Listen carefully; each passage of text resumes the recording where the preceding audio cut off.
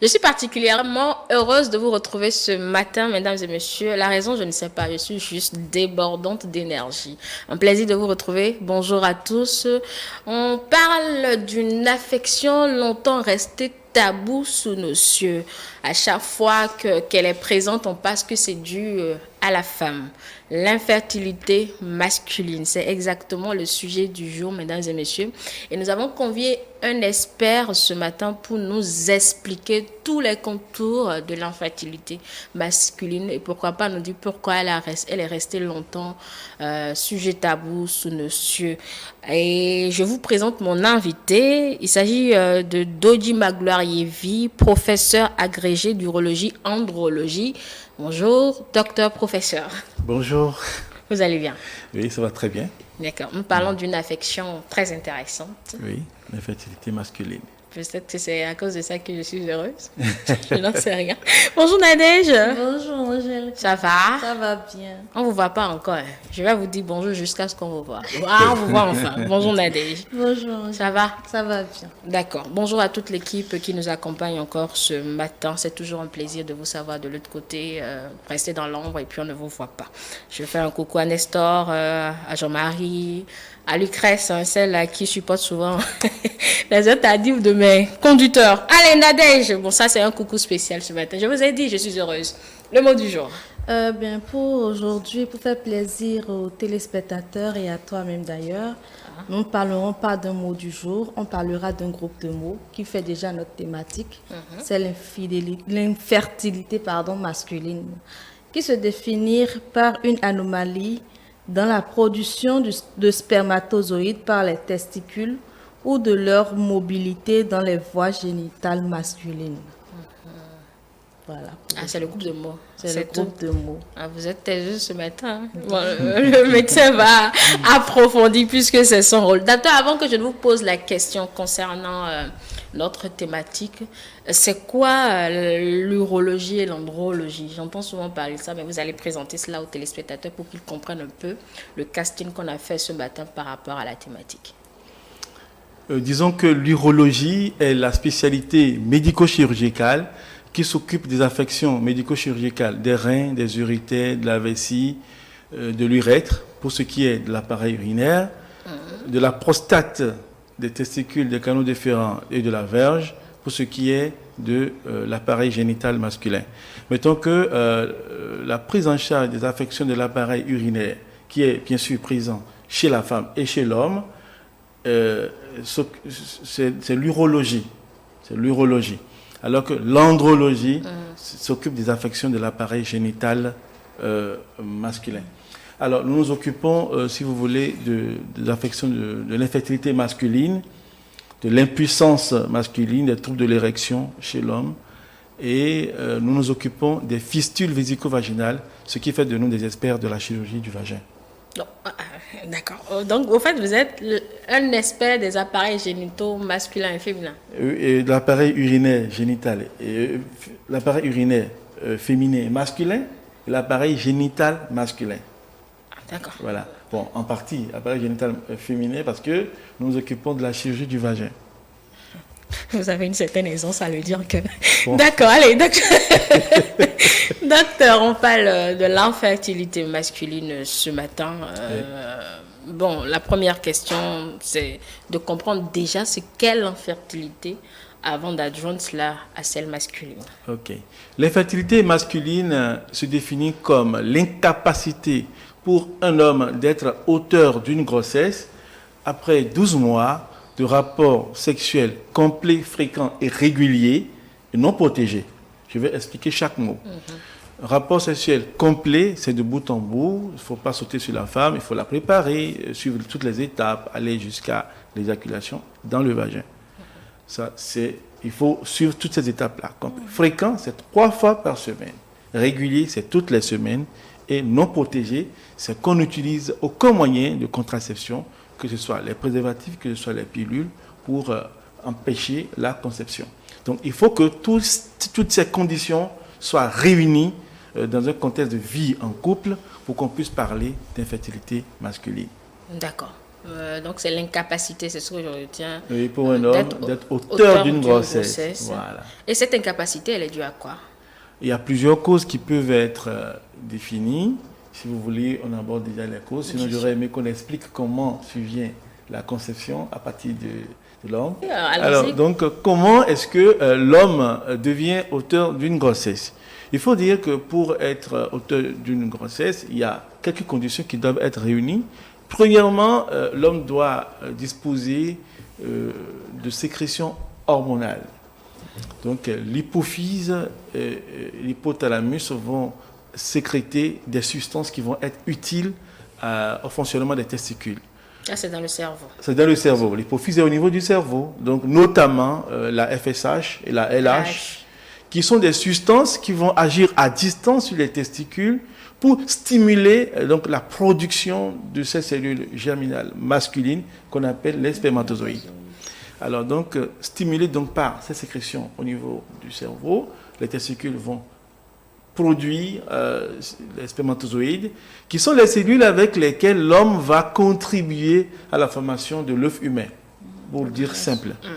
Donc, au niveau des testicules, il y a plusieurs couches de cellules qui vont se différencier au fur et à mesure et dans le temps pour aboutir donc, à la production donc, des spermatozoïdes.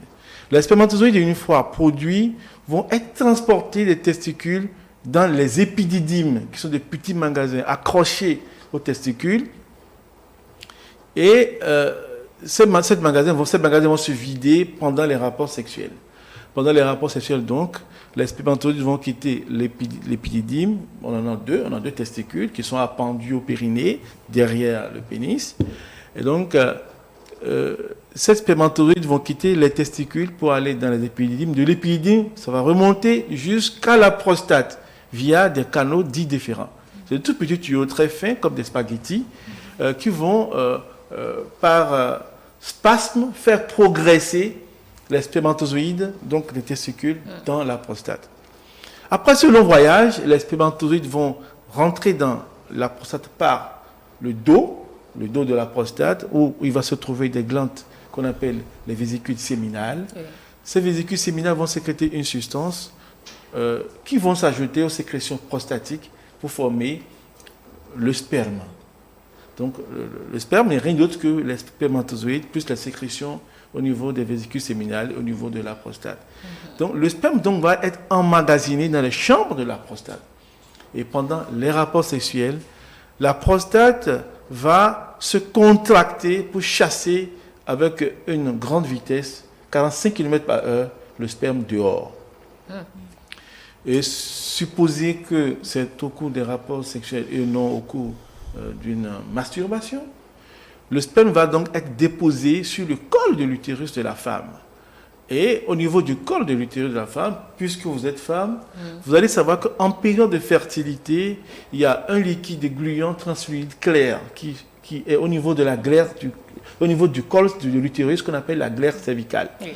Cette glaire, donc, constitue le comité d'accueil des spermatozoïdes que l'utérus prépare pour recevoir le prince, le spermatozoïde. Ils viennent en grande quantité et ils vont migrer. Donc la glaire va les aider à monter à l'intérieur de l'utérus de la femme.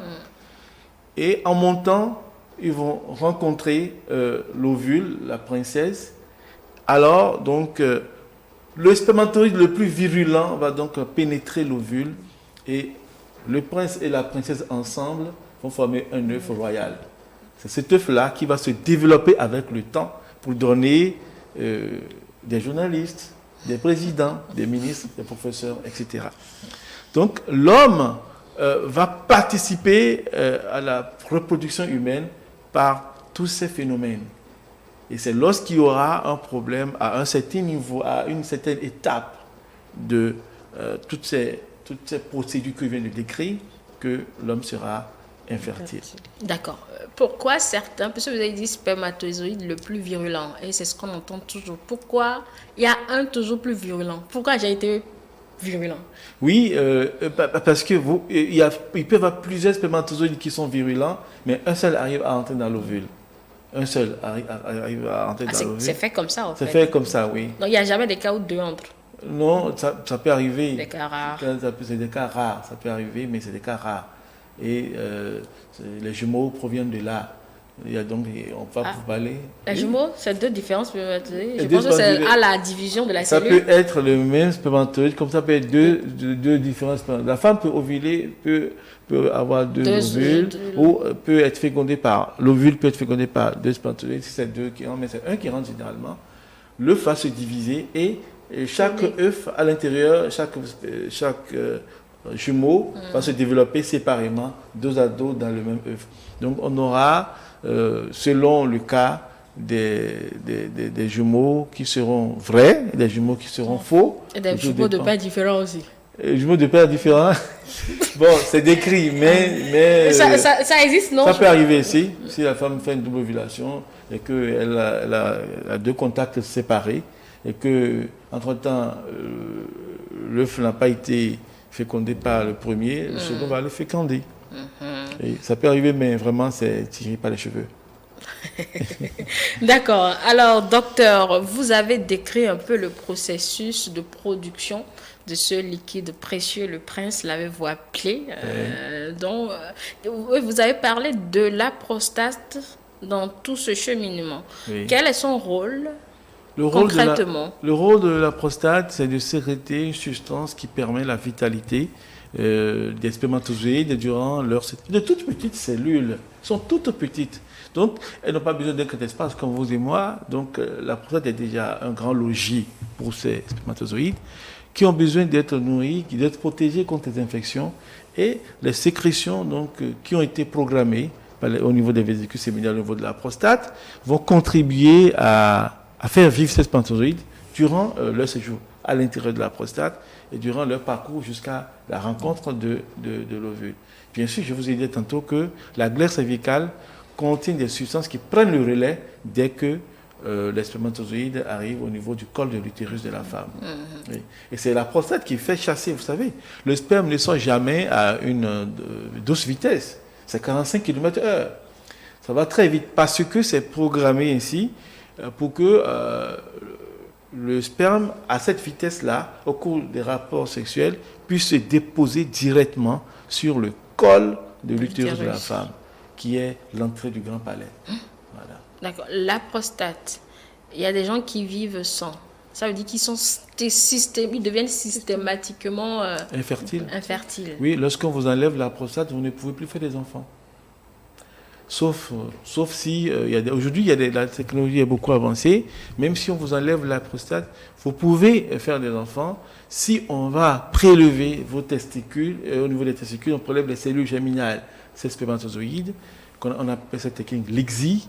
On prélève donc les spermatozoïdes au niveau des testicules et on prélève l'œuf de la femme, l'ovule. On fait une fécondation in vitro et on fait une réimplantation à la femme. Ça va coûter cher, d'accord, mais vous pouvez toujours faire des enfants si les testicules n'ont pas de problème. D'accord. Voilà. Est-ce que celui qui est privé de sa prostate éjacule toujours? Non. Celui qui est privé de sa prostate n'éjacule plus. Parce que c'est la prostate qui est la chambre qui garde le sperme. Donc celui qui a été opéré, à qui on a enlevé la prostate, ne peut plus garder le sperme. Et tenez-vous bien, il y a deux types de chirurgie de la prostate. Il y a la résection transurétrale de la prostate ou l'adénomectomie par voie haute de la prostate, qui sont des chirurgies ouvertes des tumeurs bénignes de la prostate. Donc dans ces cas, il faut dire que la prostate, c'est comme un calice avec un œuf dedans. D'accord? Donc la chirurgie là consiste à aller enlever l'œuf et laisser la calice en place. Donc du coup, ces personnes à qui on fait une intervention pour tumeur bénigne vont faire une éjaculation rétrograde. C'est-à-dire que l'éjaculation va se faire dans la lumière de la prostate. La coque, en fait, reçoit toujours les spermatozoïdes. Donc, le sperme va se déposer à l'intérieur de la coque, puisque l'œuf est enlevé l'œuf qui était un obstacle à l'évacuation des urines. L'œuf étant enlevé, le monsieur va commencer par bien uriner, mais quand il va éjaculer, le bouchon, l'œuf qui empêchait le sperme d'aller vers le haut, puisque le bouchon est enlevé, il va faire une éjaculation. Au lieu que ça aille devant, ça va aller vers l'arrière, donc dans la vessie. On parle d'éjaculation rétrograde. Donc dans ces conditions, c'est un monsieur qui, après les rapports sexuels, pendant les rapports, n'a pas l'éjaculation. Mais il a toujours la sensation. Il a la sensation de ce fluide qui fait trrr. Mais Il rien sent que ne le sort. flux est sorti, mais le flux ne sort pas parce que le bouchon étant enlevé, le sperme remonte dans la vessie. Et c'est sa première mission post-coïtale, c'est-à-dire la première mission quand il va finir d'avoir les rapports sexuels et quand il va vouloir uriner, sa première mission va être précédée du dépôt du sperme. Le sperme étant plus lourd que les urines, le sperme va précéder les urines et il va sentir comme une difficulté urinaire, mais c'est le sperme qui sort et les urines passent en arrière pour nettoyer l'urètre. Ça doit être douloureux, ça. Non, c'est pas douloureux. C'est presque comme si on a des calculs rénaux.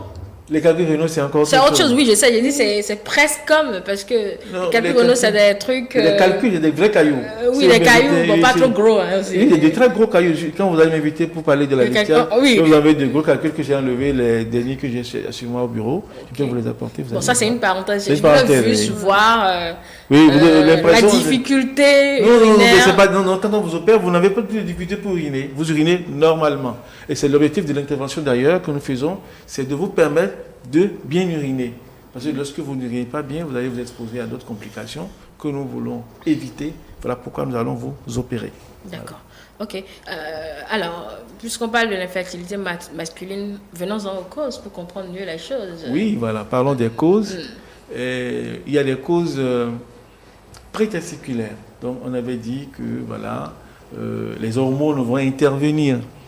Donc, on peut avoir un hypogonadisme central, c'est-à-dire que le cerveau peut ne pas sécréter assez de FSH ou de LH pour stimuler suffisamment les testicules pour leur permettre de produire les spermatozoïdes. Donc, il y a des patients qui viennent et qui n'arrivent pas à enceinte leur femme parce que les testicules ne sont pas fonctionnels. Et quand vous faites les bilans, vous découvrez tout de suite que c'est les hormones au niveau du cerveau qui ne sont pas bien sécrétées. C'est un défaut de fabrication? Oui, c'est un défaut de fabrication, un défaut de dysfonctionnement qui peut être une maladie. Donc, dans ces conditions, le malade va être adressé aux endocrinologues qui sont des spécialistes des pathologies hormonales de l'homme. Donc, on les envoie pour la prise en charge. Mais on peut avoir des causes testiculaires qui sont généralement en rapport soit avec une malformation congénitale, c'est-à-dire des gens qui ne peuvent pas faire des enfants parce qu'ils ont une malformation génétique. Donc on parle de syndrome de Klinefelter. Le syndrome de Klinefelter, c'est des gens, vous savez, chez la femme, les femmes sont X et X et les hommes sont XY. Mais eux, ils sont XXY. Donc, leur génétique est un facteur limitant pour la reproduction. Donc, c'est des gens qui, généralement, vont être de grande taille, forts et tout, mais qui ne vont pas pouvoir faire des enfants. C'est une malformation. Là, pour découvrir cela, il faut faire le karyotype. On prélève, on fait des tests pour faire une évaluation génétique du patient. Alors, les causes testiculaires, pour ce qui les concerne, peuvent être des malformations, les enfants qui naissent sans testicules. On parle d'agénésie testiculaire, les gens qui sont sans testicules. On peut avoir des causes de migration testiculaire. Vous savez, les testicules se forment dans la région lombaire et descendent en V vers le bas pour descendre dans les bourses, les poches, les enveloppes qui sont prévues à cet effet. Pendant leur migration vers le bas, les testicules peuvent s'égarer ou arrêter de descendre. Lorsque les testicules arrêtent de descendre, on parle de cryptorchidie. Cryptorchidie, on dit cryptorchidie, mais on dit cryptorchidie. C'est des patients cryptorchides. Lorsque c'est des cryptorchides bilatéraux, les testicules vont rester donc à l'intérieur de l'abdomen. Cela peut générer une infertilité. Parce que les testicules sont faits pour être à une température inférieure à celle du corps. Pourtant, voilà. Ils sont dans le corps. Voilà, non, ils ne sont pas dans le corps, ils sont dans une bourse appendue au périnée. Voilà pourquoi le bon Dieu a bien voulu les mettre dans un hamac musculaire qui s'éloigne du corps quand il fait chaud et qui se rapproche du corps pour équilibrer la température lorsqu'il fait froid. Oui, vous avez dû ne pas être un homme ou ne pas avoir soigné les garçons. Vous allez voir chez les hommes, lorsqu'il fait chaud, les testicules, les bourses, ça descend. Mais lorsqu'il fait froid, ça se rapproche du corps. C'est-à-dire, lorsqu'il fait chaud, c'est dilaté, lorsqu'il fait froid, c'est contracté. C'est contracté, oui. Pour être simple, ça peut oui, être c'est comme ça, moi je le calcule. C'est pour que la température ne soit pas celle du corps et qu'elle soit de peu inférieure à celle du corps. Vous comprenez? Bon, donc les testicules qui vont rester dans l'abdomen. Je vais commencer à checker. Faut Vous être sûr pouvez de checker, oui. constater. Toutes les bourses qui passent sous vos mains, n'hésitez pas à les checker. Les enfants, etc. Alors, non, c'est une parenthèse. Oui, non, mais c'est légitime. Alors, donc, c'est pas pour rien que Dieu le bon Dieu l'a fait. Donc, les testicules qui vont rester dans l'abdomen vont être exposés à la chaleur. Pourquoi est-ce que les testicules doivent rester à une température inférieure à celle du corps pour être fonctionnels? C'est que ça fonctionne comme une usine, influencée par son environnement. Et l'élément essentiel qui permet aux testicules à l'usine testiculaire de bien fonctionner, c'est une bonne température inférieure à celle du corps. Donc, plus il fait chaud, plus la machine a des difficultés à fonctionner, l'usine a du mal à fonctionner. Et là, ça va entraîner des difficultés de reproduction parce que la qualité des spermatozoïdes qui vont être produits la qualité ne va pas être bonne. Donc, c'est des gens qui vont avoir des perturbations de la qualité des spermatozoïdes, de leur vitalité, etc., de leur mobilité, etc. Donc, ceux qui ont une telle malformation peuvent avoir des difficultés pour concevoir. Et il y a ce qu'on appelle les ectopies testiculaires. C'est des anomalies de migration, mais on va retrouver le testicule en dehors du trajet normal de la migration. Donc, un testicule qu'on va retrouver au-dessus du pénis, par exemple, ou carrément dans l'abdomen, quelque part au milieu, alors que ça devait descendre en bas. En bas. Dans la Voilà. Ceux qui ont cette malformation, c'est des gens qui naissent avec une bourse ou deux bourses vides. Les bourses sont vides, on parle de vacuité des bourses. Donc, les gens qui ont une vacuité de bourse doivent se poser des questions. Il y a des patients qui vont présenter ce qu'on appelle la varicocèle. La varicocèle, c'est une cause très fréquente de l'infertilité masculine, qui est une dilatation variqueuse des veines du plexus pampiniforme. C'est des gros mots pour ne pas dire grand-chose. Et juste pour dire que les veines qui ramènent le sang du testicule vers le cœur, ces veines, pour une certaine raison pathologique, vont être dilatées et coiffer donc les testicules. Et vous voyez, lorsque vous avez des vaisseaux qui sont dilatés au-dessus du testicule, comme vous voyez là, ces vaisseaux, le sang qui y circule est à la température du corps. Et donc, ces vaisseaux vont délivrer une chaleur permanente et continue aux testicules, entraînant donc un réchauffement de l'usine, ce qui va être responsable des troubles de la fertilité. En dehors de ça, il y a certains patients, des gens qui aiment porter des tenues serrées. Des tenues serrées, ces slips qui serrent. Il y a des gens, quand ils viennent à la consultation, ils vont enlever 2-3 caleçons avant qu'on ne trouve le sexe. C'est pas bien du tout. Un homme doit laisser ses testicules être bien ventilés. À l'air. À l'air, voilà. Laisser les testicules il faut que à ça l'air. circule, il faut que l'air circule parce que c'est des conditions nécessaires au bon fonctionnement donc, des testicules. Ils peuvent au moins porter un seul caleçon. Un caleçon vraiment libre en bas qui laisse passer l'air, ça c'est bien.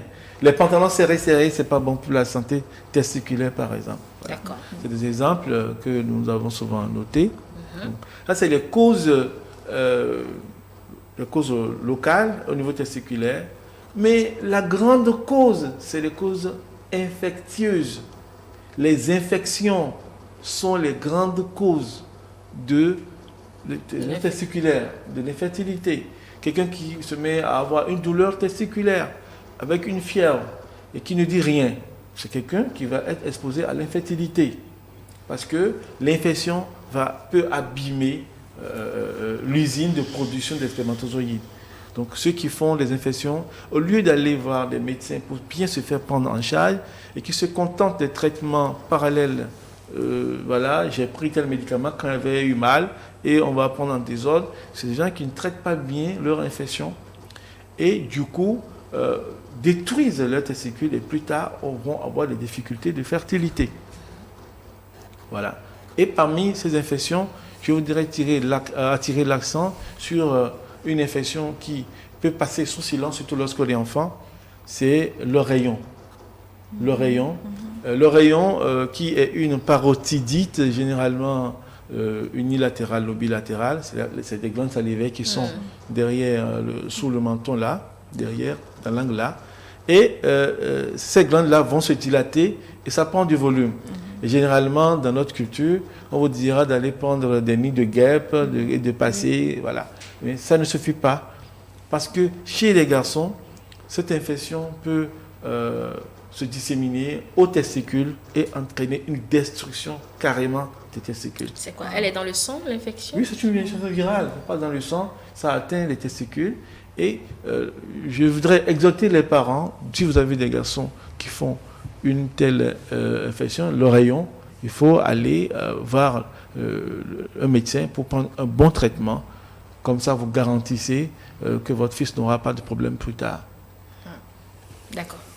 Les autres causes locales qu'on peut avoir au niveau des testicules, c'est des malformations propres aux testicules, au niveau de l'épididyme, des gens qui naissent sans épididyme, mais c'est des cas rares. Il y a des cas d'hypotrophie testiculaire, c'est-à-dire des testicules de petite taille. Lorsque vos testicules sont de petite taille, c'est que l'usine n'est pas assez grande pour produire des spermatozoïdes de bonne qualité. Ah, donc il y a La taille, il y a un volume. Il faut que votre volume soit au moins de 16 millilitres. Si vous n'atteignez pas les 16 millilitres par testicule, un testicule qui fait moins de 16 millilitres est un testicule qui peut être un problème, qui peut être infertile. Commencez à contrôler vos testicules. Hein. Oui, pour être sûr d'avoir le bon volume. Un garçon normal, comme nous recommandons chez les femmes de faire l'autopalpation des seins, les garçons donc doivent de temps en temps, 1-2 fois par semaine, se palper aussi. Palper les testicules pour voir. Si je remarque que les petites boules là commencent par diminuer de taille, je dois chercher à voir un neurologue, un andrologue. D'accord. Voilà, c'est très important. Oui, c'est la vie qui est. C'est la vie qui y est. C'est la vie qui y est, bien donc, sûr. Je suis d'accord avec cette expression. Oui, c'est des boules de la vie. Ouais. Voilà. Toujours avec les causes. Toujours, on est dans les causes, puisque vous me donnez le temps de bien expliquer. Je suis en train d'évoluer. Alors, donc, ces problèmes. Mais il y a une affection qui peut passer très inaperçue, mais qui peut être responsable de l'infertilité. C'est les torsions du cordon spermatique. Les torsions du cordon spermatique sont des affections caractérisées par une rotation latérale interne du testicule sur son cordon vers l'intérieur et qui entraîne une oblitération, c'est-à-dire une fermeture des vaisseaux qui doivent drainer les testicules. Et dans ces conditions, vous allez voir que les testicules, pendant un moment donné, puisqu'ils n'ont pas eu de sang, ils n'ont pas eu d'oxygène, vont signaler des douleurs.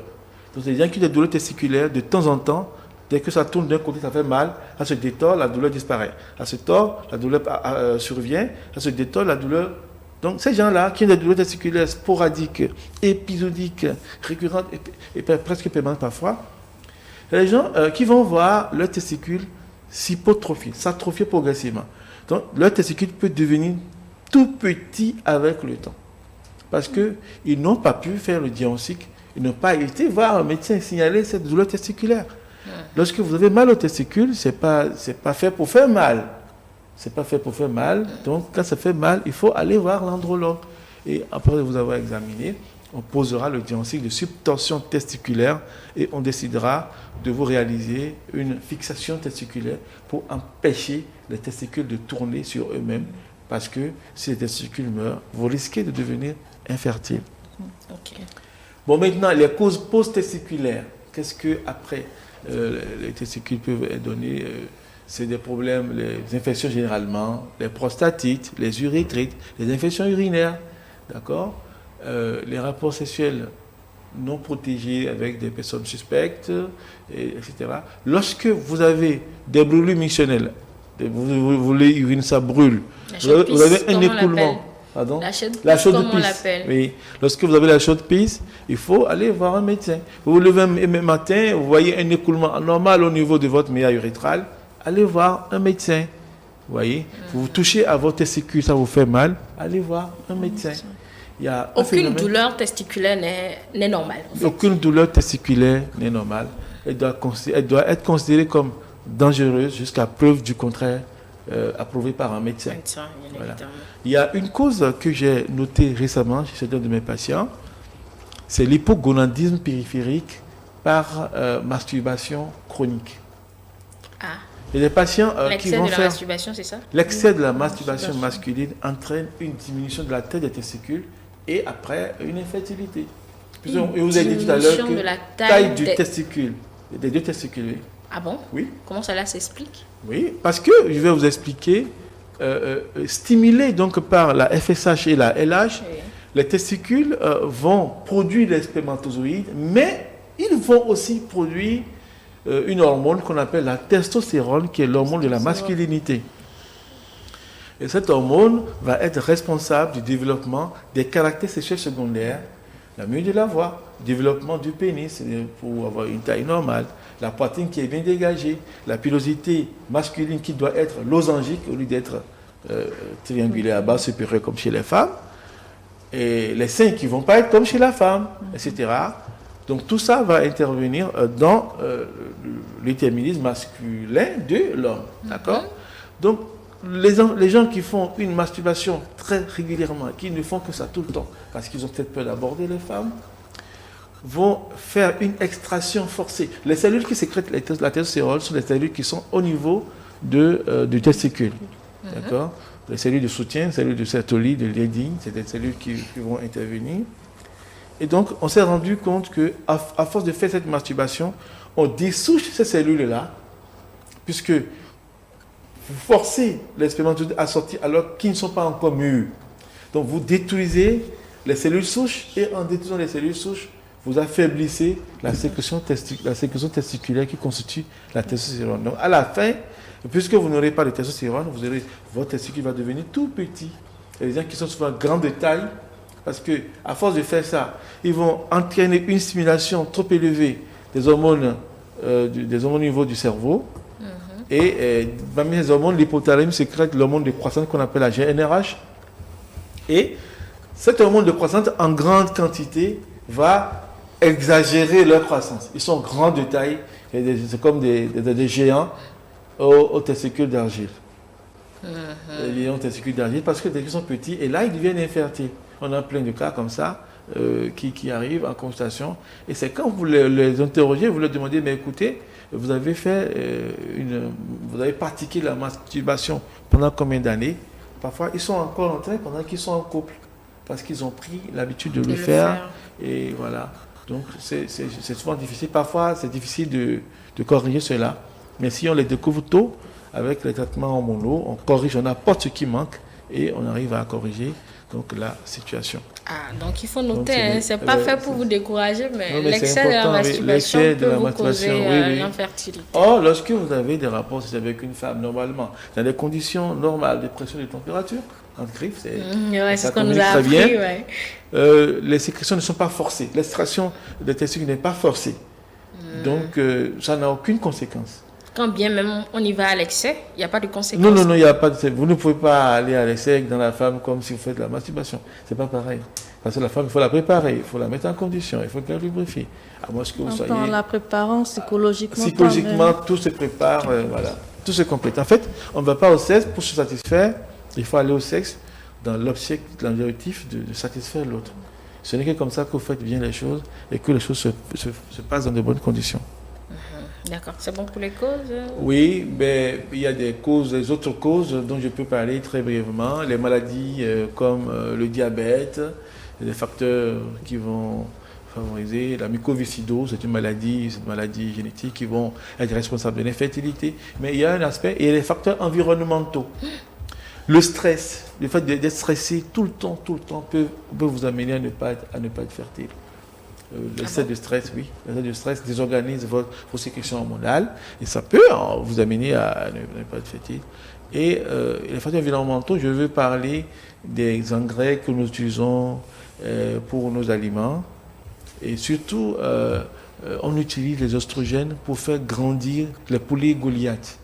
Les poulets Goliath que nous aimons, c'est des hormones féminines, c'est-à-dire les oestrogènes que les gens utilisent. Vous avez un poulet à qui on donne les hormones. En un mois, c'est un grand poulet. Et c'est ça qu'on nous envoie dans les poulets avec de grosses cuisses, de la bonne chair à manger. Justement, puisque c'est des oestrogènes qu'on leur donne. Ces oestrogènes, quand vous les consommez, pour que ça pousse vite, en les consommant, vous élevez le taux d'œstrogène dans votre sang et l'œstrogène balance le taux de testostérone. Donc, du coup, vous êtes un homme et vous êtes comme une femme. Donc, vos testicules ne vont plus être bien fonctionnels, vos testicules ne vont plus produire des spermatozoïdes de bonne qualité parce que la force de la testostéronémie est diminuée par l'excès d'œstrogène. Donc, vous allez être comme un homme avec des substances féminines. Donc, ça annule votre masculinité. Donc, ça va jusqu'à dans notre alimentation. Oui, l'alimentation peut influencer. Dans ce que nous mangeons, les engrais à base de ces substances hormonales, il y a beaucoup d'engrais qui sont à base de ces oestrogènes, des produits qui ne sont pas strictement bio, que nous consommons avec c'est des produits qui sont à risque normalement. D'accord. Posez votre question parce que je pense que je vais avoir la même question que vous. Allez-y. Au regard des causes citées, arrivez-vous toujours à trouver une solution où il y en a qui systématiquement rendent stérile l'homme? Oui, commençons par dire que j'ai défini l'infertilité tout à l'heure. Mais la stérilité, et c'est pas de ça que j'ai parlé, la stérilité est une infertilité irréversible. C'est-à-dire qu'il n'y a pas de solution pour ça. Quand vous êtes infertile... Quand vous êtes infertile, quand on vous dit que vous êtes infertile, c'est qu'on se dit qu'il y a un espoir et qu'on peut faire des efforts pour corriger votre problème. Mais quand on vous dit que vous êtes stérile, c'est qu'il n'y a plus de solution. Et pour ces cas, la prise en charge est différente. D'accord. Maintenant, les cas dans lesquels on peut avoir une infertilité irréversible, une stérilité, c'est par exemple les malformations, les syndromes de Klinefelter, les syndromes XXY, quelqu'un qui n'a pas les deux testicules, on ne peut pas les fabriquer, quelqu'un qui a par exemple eu l'oreillon, qui a détruit les deux testicules, on ne peut plus rien faire. Quelqu'un qui a... Il y a des cas, de ces genres de cas, où les testicules sont complètement... Quelqu'un qui s'est masturbé et qui a perdu les deux testicules, qui sont devenus tout petits, ne peut pas faire quelque chose. Quelqu'un qui a été opéré. Parfois, des gens ils opèrent des patients et ils ligaturent par inadvertance les vaisseaux testiculaires. Ou le canal différent, c'est des situations qui sont difficiles à corriger, surtout quand c'est des deux côtés. Le bon Dieu a bien voulu faire deux testicules pour les hommes parce qu'il y a le risque, lorsqu'il y a un qui est touché, pour que l'autre puisse prendre le relais. Mais dans certains cas, c'est des deux côtés que vous allez suivre cela. Tenez, je vais me donner un exemple. J'ai eu un patient qui avait fait des douleurs testiculaires quand il était petit. Il est allé à l'hôpital, on a opéré un côté. Les gens, au lieu de fixer le testicule, l'ont enlevé. Quand il a grandi, il est reparti. Il a eu la même douleur de l'autre côté, il est parti. On lui a enlevé le second testicule, mais on ne lui a rien expliqué. Voilà. Ah, là, c'est dangereux. Oui, mais là, il n'a pas pu faire des enfants. Parce qu'il n'y a pas de testicule. Là, on l'a opéré contre sans qu'il ne soit informé. Est-ce qu'il soit informé? Ça, c'est pas normal. Mais les gens pensaient que c'était un problème qui nécessitait qu'on enlève. Voilà. Voilà pourquoi pour les douleurs testiculaires, puisque aujourd'hui on a beaucoup d'urologues au Bénin, on en a beaucoup au Bénin, on en a au nord, au centre, au sud, c'est mieux de consulter un urologue pour avoir la bonne décision thérapeutique. Donc quand vous n'avez pas de testicules, il n'y a plus de solution. Il y a une anomalie dont je n'ai pas parlé, l'anomalie congénitale, la génésie congénitale des canaux différents, ABCD. Donc c'est les canaux différents qui ramènent les testicules du testicule vers la prostate n'existent pas. Oui, c'est complètement fermé et le spermatozoïde ne peut pas monter. C'est des choses qui peuvent arriver. Mais dans ces conditions, la solution qu'on peut trouver, c'est d'aller prélever, mais ça va coûter un peu cher parce que ce n'est pas disponible chez nous ici. Il faut aller prélever les testicules, on parle d'ICSI, et aller faire une fécondation in vitro avec la partenaire. Et on peut faire des enfants à ce couple-là par la fécondation in vitro. Voilà. D'accord. Arrivez-vous toujours à déterminer les causes d'une infertilité quand elle se présente à vous? Oui, si vous voulez, on parle des explorations. Oui, des explorations. Lorsque le patient vient et qu'on arrive à établir qu'ils ont vécu réellement 12 mois de vie de couple avec des rapports sexuels complets, fréquents, réguliers, sans protection, le diagnostic ayant été posé, le premier examen que nous faisons, que nous demandons, c'est le spermogramme. le spermogramme. Le spermogramme, donc, c'est l'examen qui consiste donc à prélever, après 3 à 5 jours d'abstinence, le sperme, généralement par masturbation, pour aller vérifier ces cellules dont j'ai parlé, les spermatozoïdes, leur nombre, leur mobilité, le taux d'anomalie de morphologie, la présence éventuelle d'une infection, etc. Donc c'est le premier examen que nous demandons pour vérifier si tout va bien au niveau de l'usine de production des spermatozoïdes. Si tout va bien, alors on se dit qu'il n'y a pas de problème d'infertilité. Il faut alors chercher du côté de la femme. Mais si ça ne va pas, on recherche les autres causes. Les causes infectieuses, on demande des bilans de sang, sérologie à chlamydia, de toxoplasmose et rubéole, les bilans, prélèvements urinaires, les prélèvements urétraux, etc. On fait plusieurs panoplies de bilans infectieux, la syphilis, etc., pour voir s'il y a une infection qui n'a pas été bien prise en charge et qui constitue l'obstacle à la bonne production des spermatozoïdes. Donc on fait ces bilans et on fait un bilan hormonal. On va donc prélever et vérifier si la FSH, la LH, la prolactine, la testostérone sont sécrétées en quantité suffisante, efficace pour avoir une spermatogénèse normale. Donc tous ces bilans se font. On demandera une échographie, d'accord, des bourses pour vérifier si cette dilatation variqueuse des veines qui drainent les testicules est présente, pouvant justifier donc de cette infertilité. La plupart du temps, chez ces patients, on peut trouver qu'il y a une varicocèle. Lorsque tout ça est éliminé, on peut aller plus loin et faire ce qu'on appelle on fait un test qu'on appelle le test de Hooner, test post-coïtal de Hooner. On demande à l'homme d'avoir des rapports sexuels avec sa femme et sans faire des toilettes, elle va au laboratoire et on prélève la glaire avec le sperme. On va analyser pour vérifier s'il y a des conflits entre les cellules de la glaire de la femme et le spermatozoïde de l'homme. Parfois, des fois, il y a ce genre de réactions qui peuvent survenir. Et s'il y a ces conflits, on parle de conflits et puis le traitement peut être immunologique. Donc, il faut trouver la cause. Vous traitez les conflits aussi? Ces conflits, oui, mais il faut faire des traitements immunologiques. Quand les deux organes se battent, ça veut dire que les deux ne peuvent pas rester ensemble. Non, on cherche la même solution, puisque l'amour est venu avant eux, là. Ah, d'accord. Non, c'est bien d'avoir une solution, puisque on essaie de trouver une solution. C'est difficile d'écouter son mari. Ça ne peut pas aller.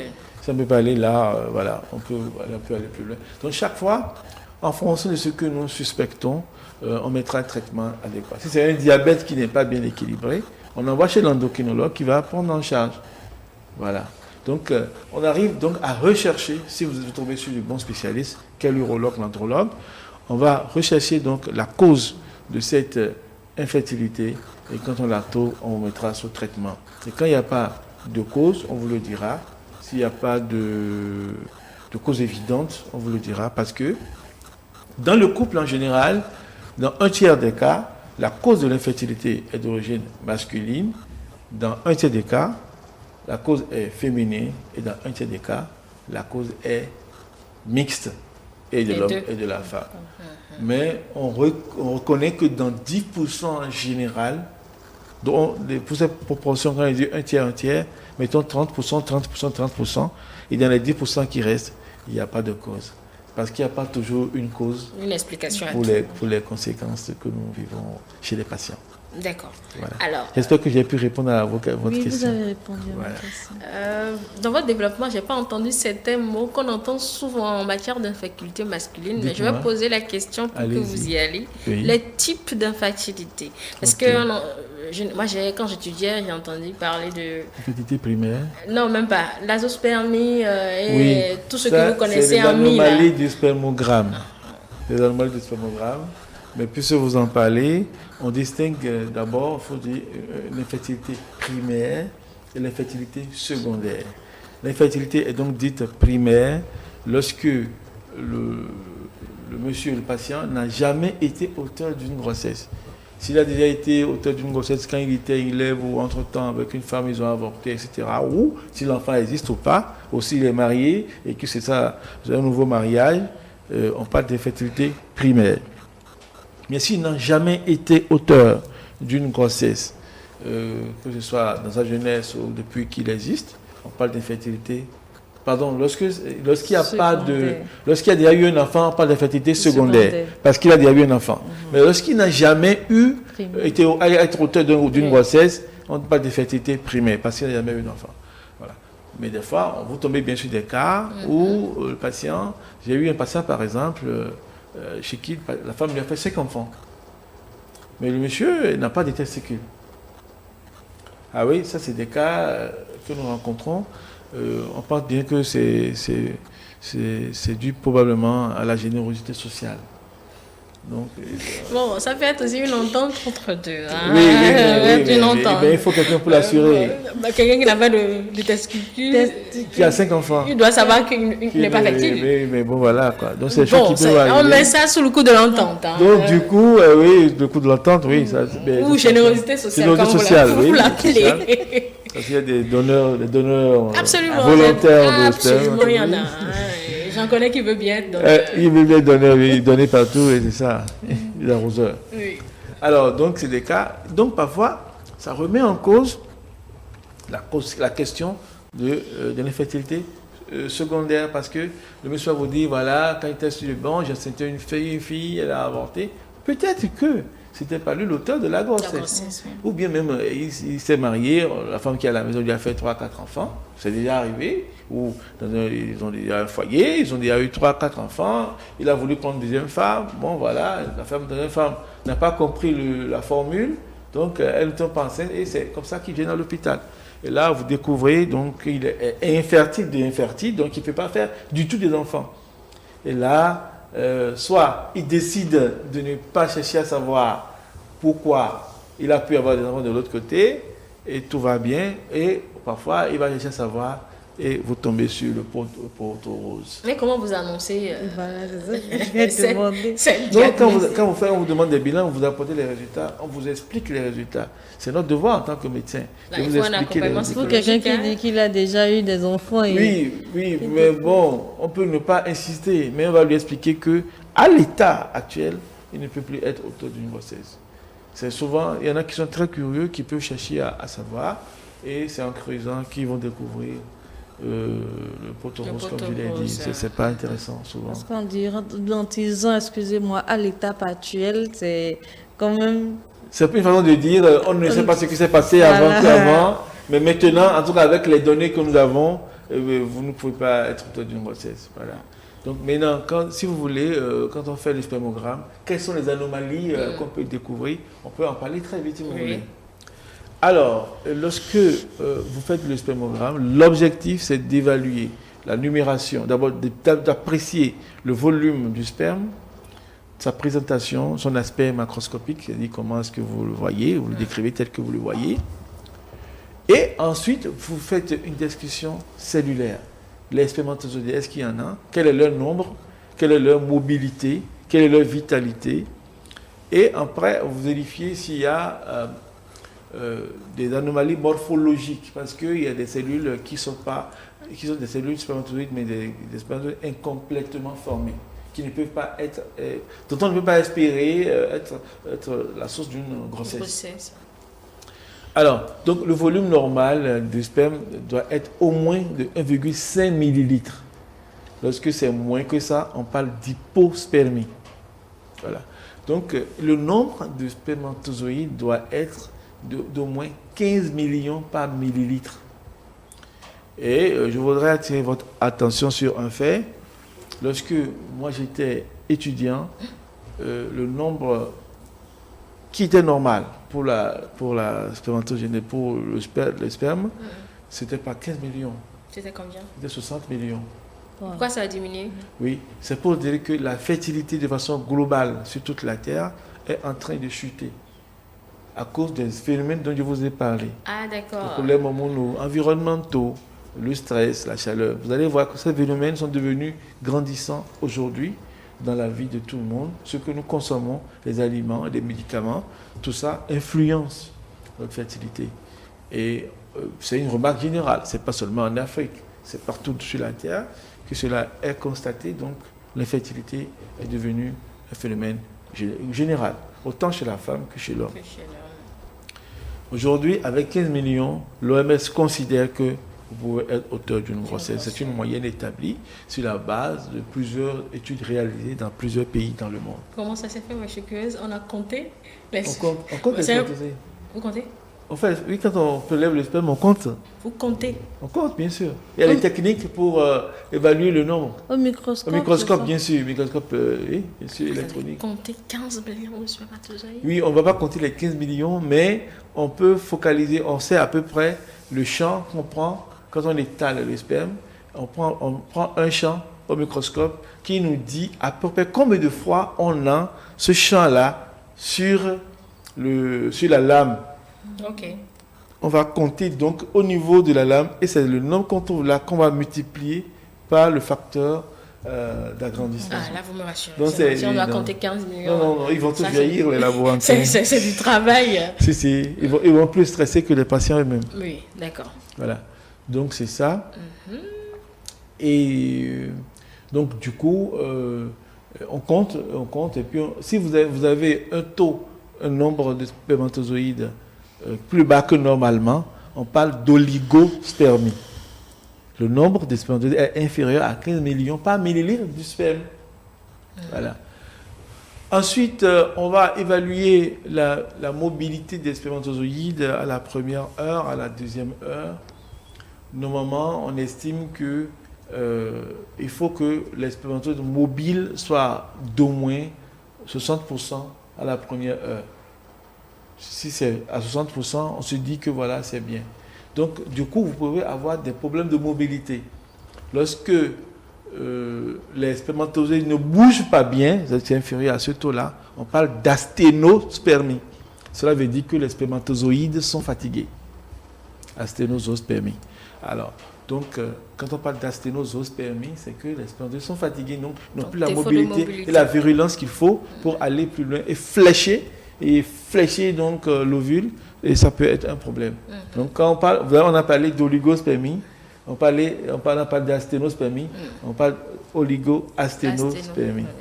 Lorsque le taux de malformation cellulaire est élevé, c'est-à-dire lorsque le taux de spermatozoïdes mal formés est élevé, c'est-à-dire ceux qui ne peuvent pas féconder, on parle de tératospermie. C'est-à-dire qu'il y a des cellules germinales qui sont mal formées et des spermatozoïdes qui sont mal formés. Donc, des fois, les gens vont avoir les trois. Oligo, asténo, tératospermie. Waouh! Ah oui, des gens ont les trois. Le pauvre. Le pauvre, vraiment. Généralement, dans les varicocèles, c'est ce que nous avons. Ah, mais là, c'est un gros problème. Hein? Ben, c'est un gros problème. Les trois ensemble. Oui. Donc, du coup, on peut avoir tout ça. Et après, ce sperme va être donc recueilli et traité au laboratoire en bactériologie à la recherche donc des germes éventuels qui vont être responsables de ces anomalies. Et des fois, on trouve les germes et on cherche par un examen qu'on appelle l'antibiogramme, les antibiotiques qu'il faut pour tuer ces germes-là. On parle de spermoculture plus antibiogramme. Donc cet examen va permettre de trouver en même temps le germe et traiter le germe au cas où ce germe est présent. Voilà. Donc, les mimimi dont vous parlez, c'est la série.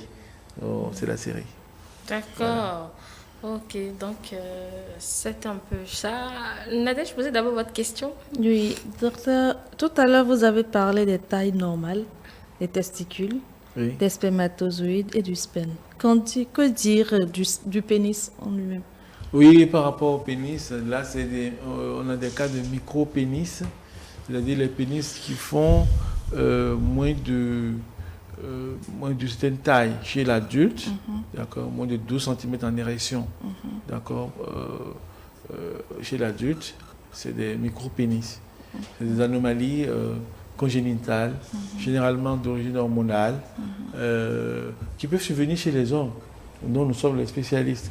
Lorsqu'on découvre tôt, généralement, c'est des enfants qui ont une anomalie de sécrétion des hormones mâles. Et donc, on vient corriger cette anomalie-là pour rectifier cela. Quand c'est tout petit, il y en a déjà corrigé plein à Cotonou ici. Et ça grandit après? Ça grandit, oui. Dès qu'on corrige, dans les mois qui suivent, le pénis revient à sa taille normale. Parce que les enfants qui ont des pénis de petite taille font la comparaison avec leurs camarades. Quand ils ont le syndrome de pipi, ils se regardent et disent pour moi, pipi. Ils ont honte désormais de pisser en gros. Quand il y a ces anomalies, les patients peuvent venir nous voir pour la prise en charge. Donc, on les appelle les micro-pénis. Voilà. Maintenant, est-ce qu'il y a un lien entre le micro-pénis et l'infertilité? On peut avoir un micro-pénis et avoir un sonogramme normal. Comme on peut. Donc, les deux ne sont pas forcément liés. Sauf si l'hypogonadisme a pu générer en même temps un problème micro-pénis et en même temps des testicules de petite taille. D'accord. On va faire une parenthèse. Les produits que les gens vendent là pour grossir la taille du pénis. Oui, les produits qui grossissent, c'est un mythe. Il n'y a pas de preuves scientifiques de ces choses. On me dit qu'il y a des formules, mais je ne maîtrise pas ces formules. Je suis curieux, je veux bien savoir comment ça se passe. Et ça peut être des champs de recherche pour les urologues, en mixant la médecine moderne avec la médecine traditionnelle. Donc s'il y a des gens qui ont ces moyens, ils peuvent se rapprocher de nous pour qu'on mette en évidence leurs compétences et qu'on puisse se mettre ça au service de la science. Votre curiosité personnelle. Vous savez que ça existe dans notre pays, donc votre curiosité personnelle vous amener à... On m'a dit, j'ai pas de preuve, donc si vous avez une preuve, moi je pose des questions. Je veux bien la partager avec vous. Je pose des questions, docteur. Alors, on va continuer. Le volume que vous avez évoqué tout à l'heure, quand on n'a pas, est-ce à dire que quand on n'a pas ce volume, on ne peut pas être auteur d'une grossesse? Quand on n'a pas ce volume... En fait, peut-être j'ai 12. 12, oui. Non, si vous avez 12 et que vous n'avez pas pu enceinte, on peut penser que c'est à cause de ça. Oui. Ok. Parce qu'on ne connaît pas le mode d'installation de l'hypotrophie. Si c'est au début, vous pouvez avoir enceinté, mais si ça vous laissez le temps passer, ça s'aggrave, vous ne pourrez plus l'utiliser pour enceinte. Voilà. On entend souvent dire que l'haltérophilie, je pense que c'est bien le mot, est auteur de l'infertilité parfois. C'est vérifié? L'haltérophilie, en fait, ils utilisent des hormones de croissance. Ils soulèvent des poids, non? Non, ils prennent, pourquoi avoir des gros muscles là, ils prennent des substances. C'est pas naturel? Non, c'est pas naturel. Ils ne seront pas d'accord avec vous. Non, c'est vrai, l'haltérophilie est souvent associée à une hormonothérapie. Donc, c'est les traitements qu'ils prennent là qui favorisent cela. Par contre, on peut dire que l'haltérophilie peut favoriser la survenue des hernies inguinales, inguinoscotales. Parce que quand vous contractez, vous comprimez la boîte de l'abdomen et les intestins cherchent leur chemin. Il y a un chemin, il y a des canaux qui sont sur l'abdomen que les intestins peuvent prendre, mais le canal le préféré, c'est le canal inguinal par où les cordons spermatiques sortent. Les cordons qui vont vers les testicules sortent par là, c'est ça qu'on appelle une hernie. Donc ça peut leur arriver. Mais l'haltérophilie en elle-même n'est pas cause d'infertilité. Mais c'est les substances qu'ils prennent pour la croissance musculaire. C'est ça ce qui est toxique pour la fertilité. C'est quoi les substances? C'est la progestérone? La progestérone, c'est chez la femme. L'oestrogène. C'est de l'oestrogène qu'ils prennent. Ça vous fait prendre du volume. Vous savez, généralement, les femmes sont plus en forme que les hommes. Les hommes qui sont très en forme, c'est des gens qui ont un taux élevé de substances féminines. Vous savez que nous avons tous, les femmes ont une certaine quantité d'hormones masculines et une certaine quantité d'hormones féminines. Les hommes aussi. Les hommes qui ont un taux élevé de substances féminines, vous allez les voir, ils n'ont pas de poils en haut. Ils ont les poils comme chez les femmes, triangulaires à base supérieure. On parle de pilosité génoïde. Alors que vous allez voir des femmes qui ont une pilosité losangique, comme chez les hommes. Le taux de testostérone, le taux d'hormones mâles est plus élevé chez elles. Et souvent, vous allez les voir, si vous ne faites pas attention, c'est elles qui portent le caleçon dans la jambe. Elles vont la voir qui portent, elles veulent commander. C'est hormonal, c'est un phénomène hormonal, tout simplement. Donc, du coup, il faut savoir ces choses-là pour savoir les gérer. D'accord. Donc, en fait, ce n'est pas l'haltérophilie en elle-même, c'est ça. Il y a des gens qui, par exemple, ont des emplois qui délivrent de la chaleur à leur bouche ou des odeurs, des substances des usines qui vont affaiblir leur fertilité. Donc, on parle d'exposition professionnelle, c'est des choses qui peuvent arriver. Tout ça, c'est des choses à connaître. D'accord. Mais pourquoi pensez-vous que c'est resté longtemps tabou chez nous. Je parle de l'infertilité masculine. Oui. L'infertilité masculine est restée tabou pendant très longtemps parce que dans la culture africaine, la puissance sexuelle masculine est signe de fertilité. Or, c'est une confusion totale. Vous pouvez avoir une très bonne érection et être infertile. Vous pouvez être impuissant et être fertile. Je m'explique. L'érection est un phénomène hormonal, c'est un phénomène neurologique, c'est un phénomène éducationnel. Les réactions que nous avons vis-à-vis de sexe opposé varient en fonction de l'éducation que nous avons eue, mais aussi de ces substances-là qui sont en nous, que nous sécrétons. Donc, l'érection ne dépend pas forcément d'un phénomène d'infertilité. Vous voyez ? Donc, pendant longtemps, dans la culture africaine, la puissance sexuelle masculine a été rattachée d'office à la fertilité. Donc, quand vous avez une bonne érection, on dit que vous êtes fertile. Cela a fait que tout le temps, lorsque vous vous mariez, et qu'après 6 mois, 1 an, la femme ne tombe pas enceinte, toutes les deux familles, autant de la femme que de l'homme, les collègues de l'homme comme de la femme, la société en général commence par se poser des questions. Ça, c'est la femme qu'on met au devant de la scène. On se dit que c'est elle qui est infertile et on commence par l'obliger à prendre des tisanes à ne pas en finir, des consultations chez le gynécologue. Et pendant longtemps, on a passé sous silence l'existence de l'infertilité masculine. Mais avec l'avènement de l'andrologie, de l'urologie, voilà, nous sommes en train de communiquer assez pour rappeler que ce n'est pas l'homme seul qui fait, la femme seule qui fait la fertilité. C'est vrai que c'est elle qui garde le palais où se constitue l'enfant, l'œuf, mais ce n'est pas elle seule qui participe. Il y a une part pour l'homme, une part pour elle, et parfois une part pour les deux. Donc il faut rechercher et trouver la cause aussi chez l'homme. La plupart du temps, lorsque je reçois en consultation un couple ou un homme, après, quand je demande des bilans pour l'homme, je demande à voir le bilan de la femme. Et si la femme n'a pas encore fait des bilans, je lui prescris les bilans. Je prescris les bilans, puisque avant d'être urologue, j'ai été un médecin, un bon médecin. Donc je sais prendre en charge les femmes, l'infertilité. Donc quand on fait les bilans, et que ça a besoin d'un avis de spécialiste gynécologue, j'adresse la patiente au gynécologue. Voilà. Et c'est ce que doivent faire également les gynécologues. Quand vous suivez une femme pour infertilité, vous devez normalement donc demander des bilans à l'homme et l'adresser à l'andrologue. Parce que c'est un jeu de rôle. Il faut savoir mettre chacun dans son rôle pour avoir des résultats optimaux. D'accord.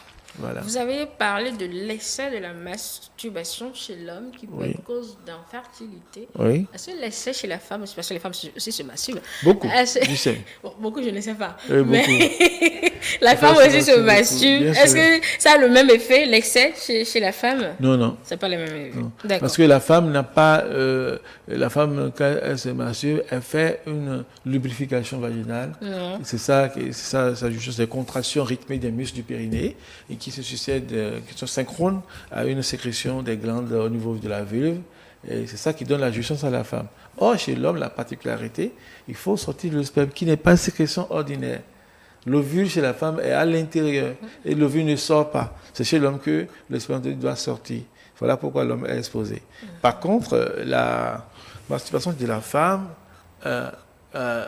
peut la faire tomber dans la dépendance, oui. et ce qui la fatigue et ce qui la rend peu accessible à son mari. Parce que la femme elle est déjà satisfaite, à moins qu'elle est entre griffes. Et selon certaines femmes, elles atteignent plus vite l'orgasme en se masturbant qu'en faisant l'amour. Et voilà pourquoi elles vont avoir peu d'intérêt pour les rapports sexuels, ce qui va faire croire à leur mari qu'elles n'aiment pas le sexe, et leur mari ira dehors. Et ça va créer des difficultés au niveau du couple. Voilà, donc ce qui est recommandé, c'est d'amener l'homme à vous stimuler autant qu'il faut pour atteindre l'orgasme suffisamment. Et ça, c'est une question très importante, la question de la conduite des rapports sexuels dans le cadre du couple ou dans le cadre des partenaires. Mais il faut prendre le temps de bien gérer les choses. Il ne faut pas se précipiter sur la femme. Il faut prendre le temps de bien la préparer, connaître quelles sont ses zones de sensibilité. Parce que dans l'infertilité, j'aborde souvent cette question avec les patients. Parce qu'il y a des gens qui ne savent pas. Lorsque les rapports sexuels, je l'avais dit, ne sont pas complets, c'est-à-dire vous ne préparez pas la femme, vous ne la mettez pas en condition, et vous sautez sur elle, vous allez faire des rapports sexuels qui ne sont pas efficaces. Voilà, il faut qu'elle soit, pour donner d'elle-même, il faut qu'elle soit détendue, il faut qu'elle soit dans son assiette. Voilà. Il y a toutes ces préparations qui doivent être prises en compte, oui. D'accord, dans la préparation de la femme pour avoir des rapports sexuels efficaces pour la reproduction. D'accord. Voilà. Est-ce qu'il y a des ressemblances entre l'infertilité masculine et celle féminine? Des traits de ressemblance? Si, il y a des ressemblances. De ce qu'on vient de dire, il y a des ressemblances. Il y a des ressemblances chez la femme lorsqu'il y a des problèmes hormonaux qui peuvent jouer sur la fertilité. Problèmes hormonaux, donc déjà, lorsqu'elle n'a pas un FSH LH, c'est qu'il y a un problème. Lorsque une femme a une malformation des ovaires, elle n'a pas d'ovaires, ou elle n'a pas d'utérus, c'est des choses qui existent, hein? Elle n'a pas d'utérus, elle ne peut pas faire les enfants. Lorsque une femme fait des infections, elle ne peut pas faire des enfants. Lorsqu'il y a des anomalies au niveau des ovaires, des kystes dans une certaine mesure qui peuvent donner l'infertilité, il y a ce qu'on appelle, il y a des anomalies génétiques également. Okay. D'accord. Une femme, j'ai connu une femme qui avait une information dans son enfance. C'était un enfant, donc les gens n'avaient pas le caractère en ce moment-là, mais le pénis était comme un clitoris et les bouches étaient comme une vulve, comme les grandes lèvres, d'accord. Donc les médecins qui l'ont soigné à l'époque ont supprimé le pénis et ont supprimé les testicules qui étaient dedans. En fait, c'était une femme qui avait les deux sexes, c'est ça? Mais c'était une femme qui avait des organes masculins. Sexuelle. Donc, il fallait décider de si on fait d'elle un homme ou une femme. Mais malheureusement, ils ont fait le mauvais choix. Ils ont enlevé les testicules. Bon, voilà, donc, elle n'a pas de vagin proprement dire. Elle s'est développée comme une femme. Parce qu'on a supprimé les attributs masculins. Donc, elle était une belle femme et tout, en pleine forme, mais le vagin n'existe pas, l'utérus n'existe pas. Voilà. Donc, et elle a quoi? Pardon? Si elle n'a ni vagin, ni utérus, elle a quoi? Elle a un espace qui est là, qu'on a opéré, qu'on a réparé, qui fait office du vagin. Voilà. Donc, c'est des trucs de ma spécialité aussi. Est-ce qu'elle arrive à trouver du plaisir avec ça? Oui, bien sûr. Elle vit normalement sa vie de sexualité. Évidemment, vous avez de sexualité, mais c'est qu'il faut tomber sur les bons chirurgiens pour qu'ils vous aident. Sinon, parfois, c'est pas facile. Ça, c'est pas de la chirurgie plastique encore, c'est pas encore ça. C'est de la chirurgie plastique, mais de spécialité. C'est très pointu. D'accord. Oui. Docteur, c'est ça, oui. Avant de parler des traitements, la bonne heure pour être sûr d'être auteur d'une grossesse. Il n'y a pas d'heure. Il n'y a pas d'heure pour être auteur d'une grossesse. Toutes les heures sont bonnes. La seule heure qui est bonne, c'est l'horloge féminin. L'horloge féminin, il faut que la femme soit en période de fertilité.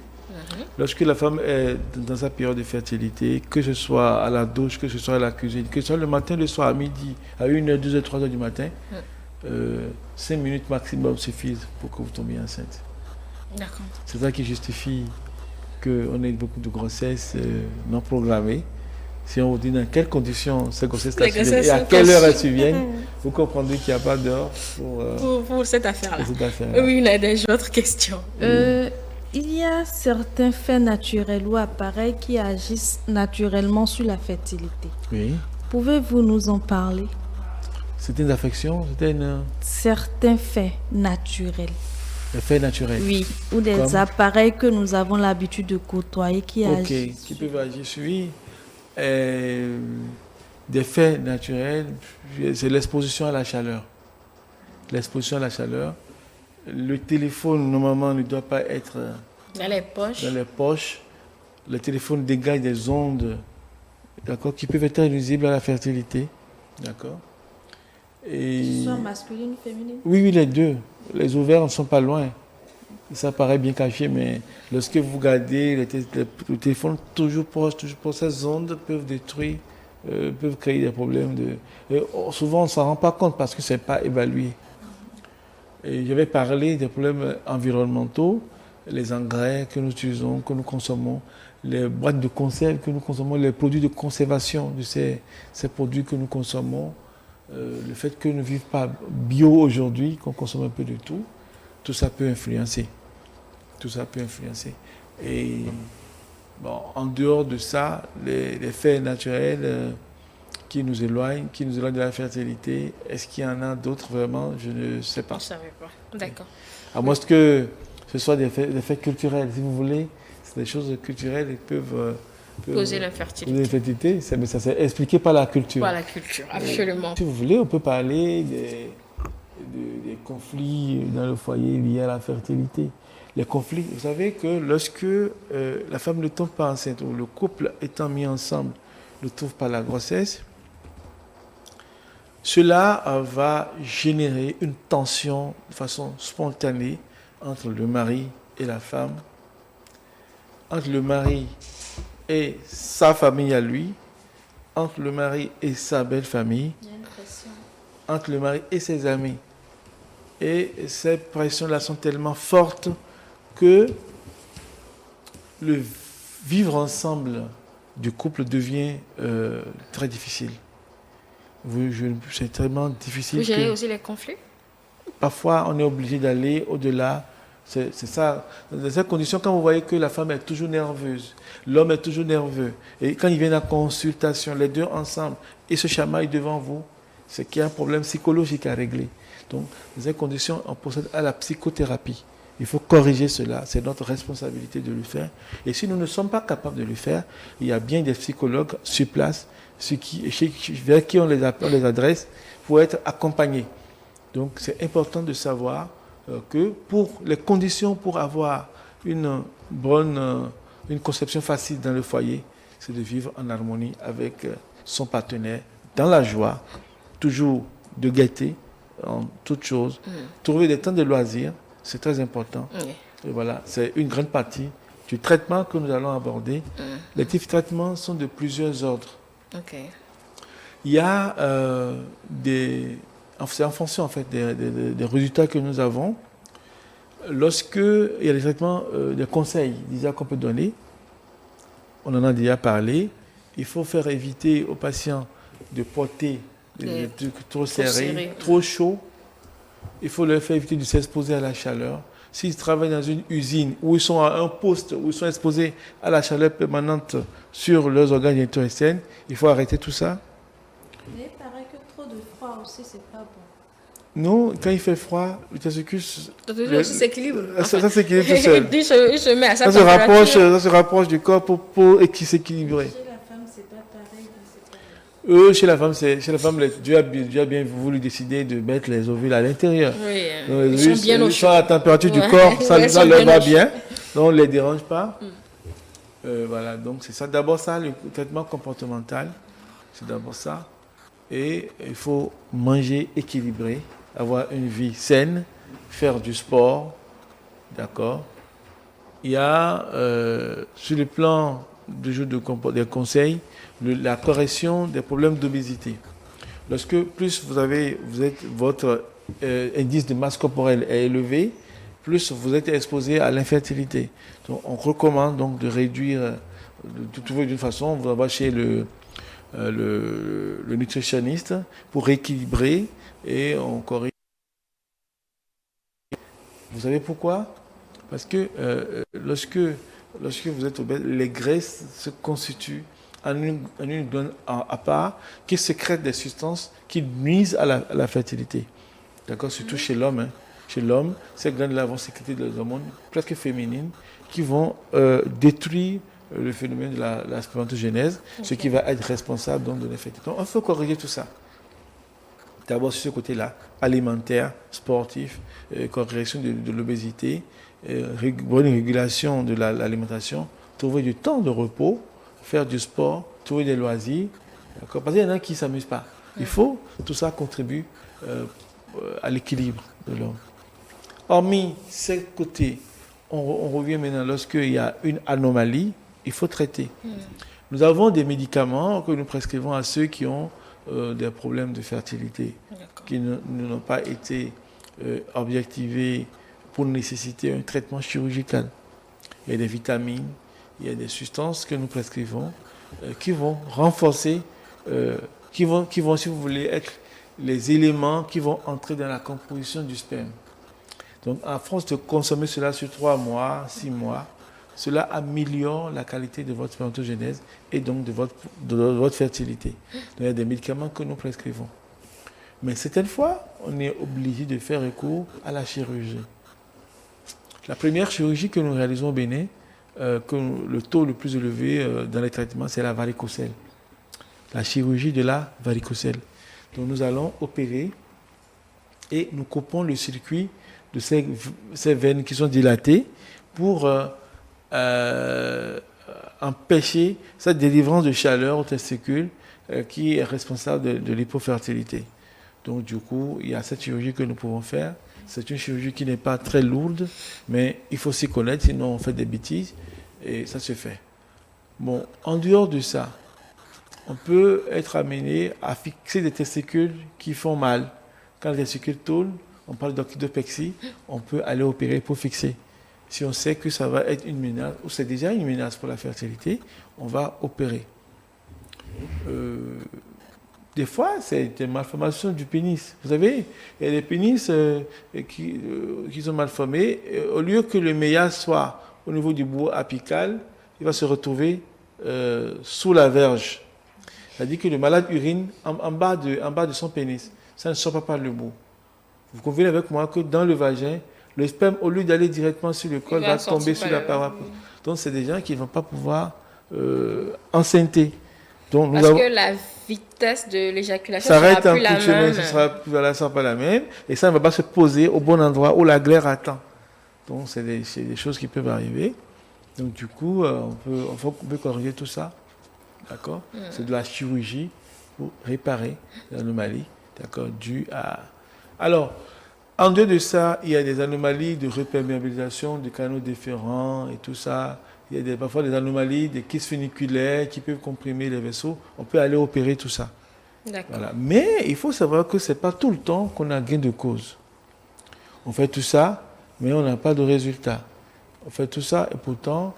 le spermogramme ne se corrige pas. Je vais oublier de vous dire, lorsqu'il n'y a pas du tout de spermatozoïdes, on parle d'azospermie. Lorsqu'un malade est azospermique, malgré tous les traitements que vous faites, il n'y a plus d'espoir. Il n'y a plus d'espoir. Noir, c'est noir. Là, on fait une fécondation in vitro avec don de sperme. Ah, d'autrui. D'autrui. Donc, c'est comme on a des banques de sang, on a des banques de sperme. Ça existe au Bénin? Il n'y a pas au Bénin, on a 2 centres au Bénin qui peuvent faire ça. Il y en a un à Porto-Novo, il y en a un à Cotonou. Ils sont tous dans le privé. L'État n'a pas encore pu le faire. Je pense que le projet est en cours et le ministre de la Santé est à cheval sur le projet. Je pense que d'ici à là, nous aurons un bon centre de FIVET au niveau du centre hospitalier universitaire. C'est payant, non? Pardon? Enfin, on peut se faire de l'argent. Ça coûte un peu cher. D'accord. Ça, c'est une autre digression. Allez-y. Oui, donc il y a cette possibilité. Et parfois, on peut faire recours à l'adoption. Voilà. Donc il y a plein d'enfants qui naissent dans des conditions où on n'a pas les parents, les enfants abandonnés. On les récupère, on les adopte, on fait les formalités et on adopte l'enfant. Mais dans tous les cas, le patient qui est venu pour infertilité a besoin d'un accompagnement psychologique. Absolument. Voilà, pour aller bien. D'accord. Vas-y. Ce qui veut dire qu'à la fin de chaque traitement, ou bien pour aider le patient à accepter son résultat, vous le conseillez systématiquement de voir un psychologue pour en discuter. Oui, le tout dépend de la force de l'appareil psychique de chacun. Vous savez, vous pouvez voir quelqu'un qui est apparemment fort, mais quand vous l'interrogez, vous sentez qu'il est fragile. Ceux que vous découvrez fragiles, que vous ne pouvez pas... Si vous pouvez faire le coaching vous-même, vous le faites, faites la psychothérapie vous-même. Si vous voyez que vous n'avez pas le temps de vous en occuper, vous l'envoyez chez un psychologue qui a le temps et qui ne fait que ça. Voilà. Okay. Donc le tout dépend donc je ne sais pas, systématique en fait. De l'état aussi émotionnel. De l'état émotionnel du patient, des conflits qui existent. Des fois, c'est l'homme qui va faire un enfant dehors. Peut-être qu'il ne peut pas faire un enfant. Mais une femme, il y a eu des cas où le problème existe, mais la femme, elle n'a pas pu faire parce qu'à la maison, elle est fidèle. Mais une copine de dehors qui prend du sperme un peu partout, ramène un enfant parce qu'il se dit que voilà, lui il en a besoin, il a les moyens, on lui ramène un enfant et il commence par chicaner celle qui est à la maison, alors que c'est elle qui est fidèle. Et parfois, vous avez le sentiment que le mari même veut que la femme aille chercher et ramener. Et c'est vraiment pas facile, c'est une pathologie très difficile à prendre en charge. C'est très difficile. Bon. Comment es-tu alors d'être fertile ou bien il n'y a aucun moyen? Chez nous, c'est la grossesse qui prouve que vous êtes Le seul moyen d'être sûr qu'on est fertile, c'est d'aller faire le spermogramme. Donc, qui que vous soyez, on peut choisir de le faire. Bien sûr, s'il y a un homme qui veut faire un spermogramme, il vient dans mon bureau, je lui dis presque ça, il va faire. Simplement. Donc, il va dire, voilà, on va parler d'un dépistage de fertilité. Okay. Il y a des gens qui viennent, qui veulent voir si je suis fertile. Parce que dans son environnement, il y a 1, 2, 3, 4 personnes déjà qui sont infertiles. Ça le préoccupe et il vient en consultation. Je voudrais savoir si je suis fertile. Premier examen, c'est le spermogramme qu'on demande, si c'est un homme. D'accord. Est-ce que les traitements prennent du temps? Parce que moi, je connais par exemple un couple marié depuis au moins 5 ans. On a compris que l'infertilité, elle est masculine. Oui. Donc, on gère ça. Mais depuis 5 ans, ça ne donne rien. Au fait, dans le traitement, depuis 5 ans... Est-ce qu'il est suivi par un neurologue? Je ne connais pas le spécialiste qui s'en occupe. Voilà, parce qu'il y a plusieurs médecins au Bénin. On a plusieurs catégories. Ça dépend de ce qui vous tomber. Si c'est un médecin généraliste... C'est pour ça qu'ils ne peuvent pas aller voir un généraliste. Ça dépend. Il ne faut pas dire ça. Parce qu'en pratique, on voit beaucoup de patients qui perdent des années, des dizaines d'années, parce qu'ils font confiance à leur médecin. C'est légitime. Ils font confiance à leur médecin. C'est vous mon médecin, vous m'avez toujours soigné, j'ai un problème de fertilité, c'est vous que je vais voir. Si vous ne m'orientez pas vers celui qui est expert de la question, vous allez, bien sûr, vous allez faire dans les limites de vos connaissances des traitements qui ne vont pas porter leurs fruits. Vous comprenez? Ou bien, il y en a qui vont se faire suivre par des gynécologues de leurs femmes. C'est le spécialiste de la fertilité masculine, ce n'est pas le gynécologue, c'est l'urologue. Donc, si vous prenez tout votre temps, vous pouvez passer 10 ans. Il y a eu des cas où ils ont fait jusqu'à 15 ans maintenant, avec des gynécos qui ont bien, ces médecins, ils ont la volonté de soigner. Seulement qu'ils sont limités. Ils sont limités. Donc, il faut voir l'urologue. C'est aussi simple que ça. Voilà. Donc, vous pouvez découpler banalement que ce couple n'est pas suivi par un neurologue. Donc, si vous les adressez, on va faire ce qu'il faut. Le drame avec eux, c'est que ils entendent un médecin par ici, ils y vont, un autre médecin par là. En fait, l'objectif, c'est d'avoir gain de gauche. Oui, donc, quand moi j'entends parler d'un médecin, j'y vais. Il faut voir le bon médecin. Il faut que j'ai la solution. Il faut voir le spécialiste, c'est l'urologue. S'il voit un neurologue, on peut toujours les accompagner. Vous pouvez demander un avis d'expertise. Vous les envoyez, je les prends, je verrai ce que je peux faire pour eux. D'accord. Ok. Est-ce avec les urologues, on a toujours gain de cause? Vous avez dit que des fois, on a beau... la solution qui ne rate pas, c'est celle qui vient de Dieu. L'humain, toujours, on fait avec les moyens de bord, mais on ne peut pas garantir le résultat. Mais on a beaucoup de résultats. Moi, il y a plein de patients que j'ai opérés, que j'ai suivis, qui ont fait des enfants. Ils sont très nombreux. Il y en a qui donnent même mon prénom à leur enfant. Il y a plusieurs. Donc vous voyez, on a des résultats. Mais certaines fois, ça met du temps avant de venir. Ou ça ne vient pas, ça met beaucoup de temps, ça ne vient pas. Donc on les classe quand il n'y a pas de raison que l'infertilité soit là, on les classe dans les incompatibles. Des causes idiopathiques, sans cause. Sans cause. Mais il y a des incompatibilités qui peuvent expliquer... Oui, non. Quand il y a des incompatibilités, il faut apporter la preuve de l'incompatibilité.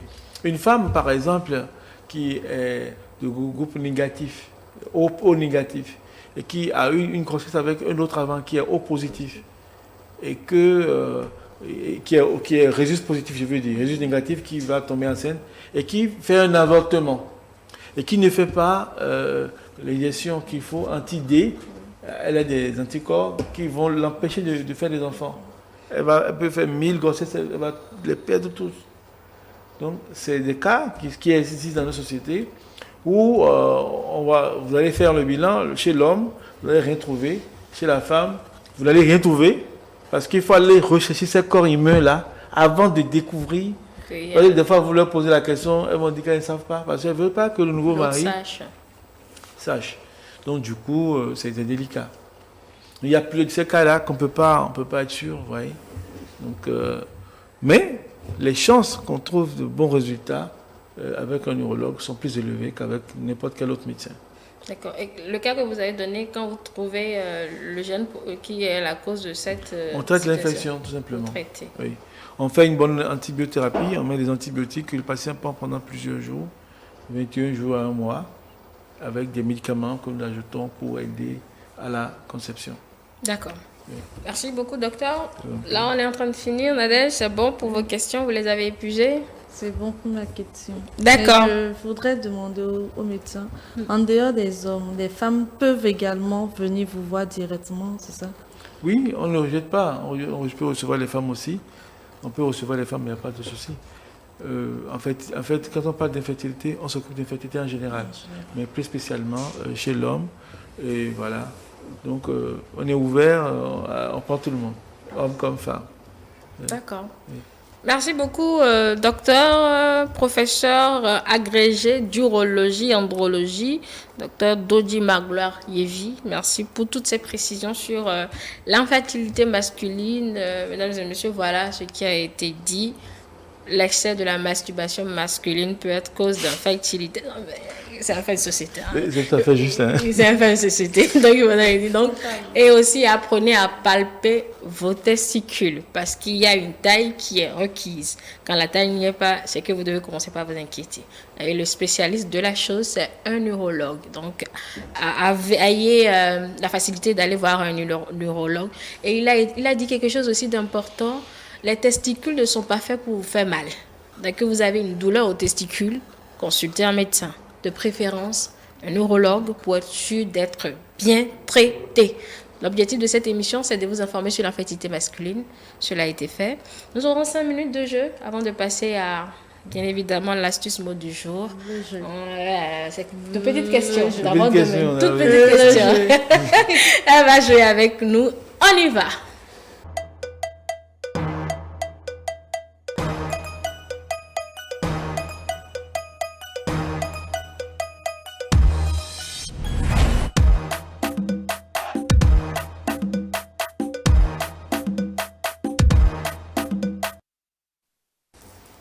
Bon, alors, on va y aller au jeu. Docteur, je vous donne la série qui concerne plus votre... Je me suis arrangée pour trouver des questions, bon, plus ou moins médicales. Bon, c'est mélangé un peu quand même. Hein. C'est un peu mélangé, mais bon, nous allons essayer de faire avec. Ok, on y va. C'est un petit jeu de culture générale, rien d'extraordinaire. Alors, je vous donne la série A. Nadège prend toujours la série B. Alors, quand vous faussez une question, l'autre prend la main.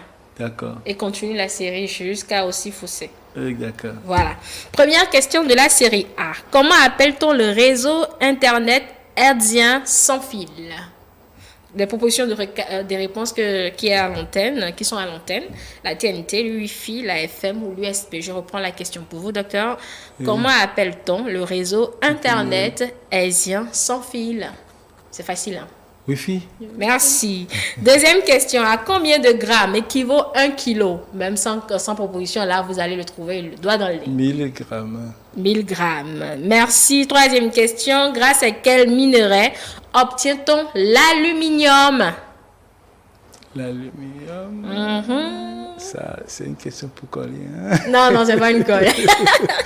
C'est pas une colle. Moi-même, j'ai faussé celle-là. Je suis que je vais la fausser aussi. Grâce à quel minerai obtient-on l'aluminium? La galène, la sphalérite, la bauxite ou la malachite? La bauxite. La bauxite, et c'est une bonne réponse. Quatrième et dernière question de la série A. Avec qui Pierre et Marie Curie ont-ils partagé le prix Nobel de physique 1903 pour leur avancée sur la radioactivité? Si vous ne trouvez pas ça, je vais vous prendre votre agrégation. C'est sûr. Claude Berthollet. Non, c'est pas lui. C'est pas lui, dommage, C'est pas je lui. sais pas. Henri Becquerel. Henri Becquerel. Henri Becquerel. C'est pas grave. C'est pas grave. Il fallait Je vais vous donner mon agrégation. Il fallait avoir 4 sur 4 pour avoir le cadeau. Mais vous n'avez fait que 3 sur 4. C'est déjà bien. C'est rare sur ce plateau. Nadège, je ne sais même pas s'il a trouvé 1 sur 4. Je ne sais même pas. Voici vos questions, Nadège. Oui. Quel organe est l'intermédiaire entre le pharynx et la trachée? Il aurait pu en faire une bouchée. Oui, je suis. Celle-là, c'est une bouchée. Donne-moi les propositions, je ne lis pas. Ah, le larynx, la plèvre, le diaphragme ou les bronches? Ça, je vais enlever vos pelles des cheveux. La première réponse, c'est quoi? Le larynx. Je vous reprends la question. Quel organe est l'intermédiaire entre le pharynx et la trachée? Vous savez au moins où est la trachée? Le diaphragme. C'est pour ça que je vous demandez si vous connaissez là où il y a la trachée tout au fond. Quelqu'un, donnez-moi la bonne réponse. Le larynx. Le larynx. Alors, deuxième question, Nadège. Quel nom de physicien a-t-on donné à l'unité internationale de l'intensité du courant électrique? Je reprends lentement. Quel nom de physicien a-t-on donné à l'unité internationale de l'intensité du courant électrique? Ah bah, vous avez fait le secondaire, hein, Nadège? Donne-moi les propositions. Les propositions Newton, Watt, Volta et Ampère. Quel nom de physicien a-t-on donné à l'unité internationale de l'intensité du...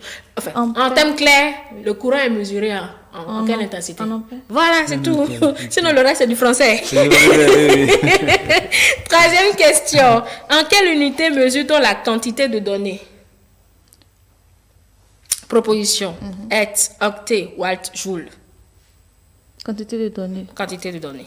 En octet. En octet. Quatrième et dernière question. Quelle machine appelée Pascaline a été inventée par Blaise Pascal? Si vous trouvez ça, trouvez d'abord, je vous dirai ce que je vais vous Proposition. La machine à écrire, la machine à calculer et la machine à vapeur. La question, quelle machine appelée Pascaline a été inventée par Blaise Pascal? La machine à vapeur. La machine à calculer plutôt. Je savais que vous allez la rater. C'est pour ça. C'est pour ça. Voilà donc pour le jeu de ce matin. C'est fini. Docteur, oui. J'ai pas envie de vous laisser partir, mais il faut que vous partiez. Je serai là la prochaine fois si vous m'invitez. Oui, nous avons une tonne de thématiques sur lesquelles nous avons besoin de spécialistes comme vous. Par exemple, l'orgasme féminin, l'orgasme masculin, et également les fistules obstétricales. Nous avons plein de thèmes. Je serai là si vous m'invitez. Ce sont les spécialistes souvent qui se font désirer. Bon, moi je m'invite. Vous êtes libéré. Mais il y a aussi une question de disponibilité. Il y a certains qui le veulent bien, mais pas le temps. Ils acceptent même.